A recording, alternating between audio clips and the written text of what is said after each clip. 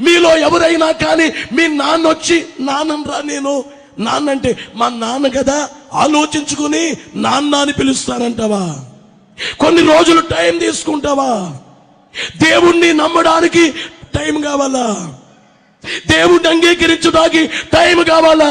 మీ నాన్న అని చెప్పడానికి నీవేమైనా నామోషినా? ఈవేళ దేవుణ్ణి దేవుడని చెప్పడానికి నామోషినా?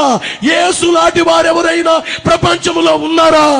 ఆయన లాంటి ప్రేమామయులు ఉన్నారా? దేవునికి ఉండవలసిన లక్షణాలన్నీ ఆయనలో ఉన్నాయి. పరిశుద్ధ గ్రంథము అనే పేరుందే గ్రంథానికి.